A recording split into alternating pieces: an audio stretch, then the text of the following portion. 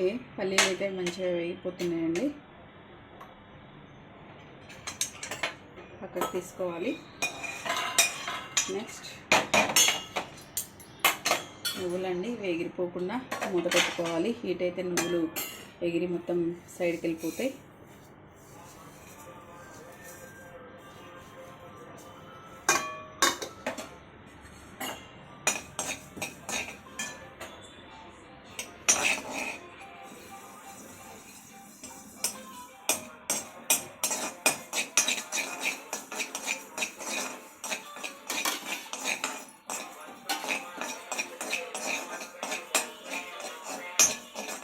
ఇలా మూత పెట్టుకుంటే మొత్తం పైకి అటు ఇటు చిందకుండా ఉంటాయండి. అందువల్ల నేను ఇలా మూత పెట్టి వేయిస్తున్నాను.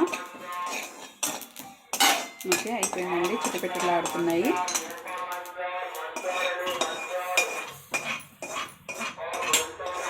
నెక్స్ట్ మెంతులండి.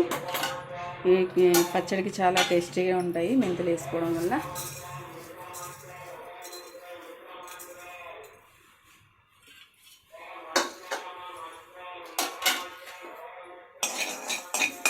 పచ్చడి కొంచెం 2-3 క్వాంటిటీకే చేస్తున్నాను కాబట్టి అన్నీ కొంచెం కొంచెమే తీసుకున్నానండి నేను.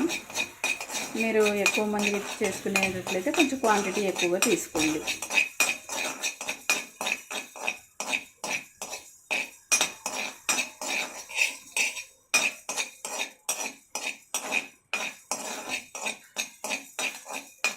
ఓకే అండి, మెంతులు కూడా మంచిగా కమ్మటి వాసన వస్తున్నాయి. మంచి గోల్డ్ కలర్లోకి వచ్చేసాయి.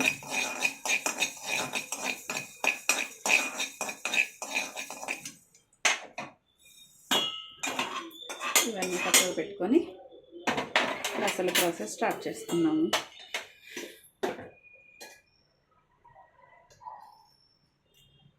రెండు పావుల నూనె పోసుకోవాలండి. ఆయిల్ హీట్ ఎక్కిన తర్వాత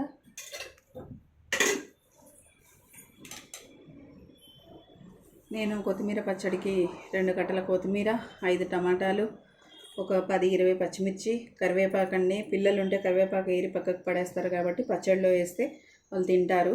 దానివల్ల నేను దానిలో కూడా మిక్స్ అయిపోతుందని కరివేపాకు తీసుకున్నాను. ఆయిల్ హీట్ ఎక్కిన తర్వాత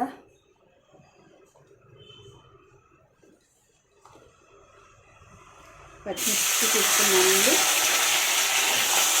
కరివేపాకు,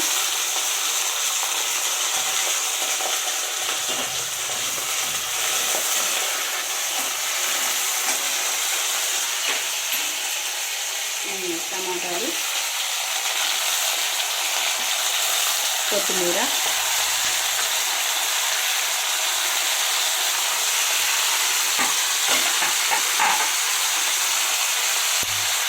జీలకర్ర,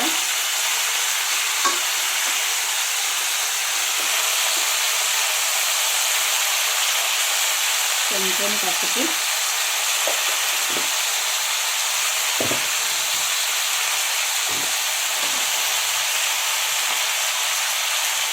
టేస్ట్కి సరిపడా సాల్ట్,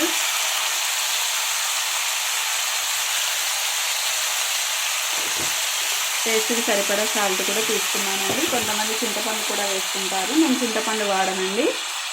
ఇలా మగ్గబెట్టుకొని మగ్గించుకున్న తర్వాత చల్లారబెట్టుకొని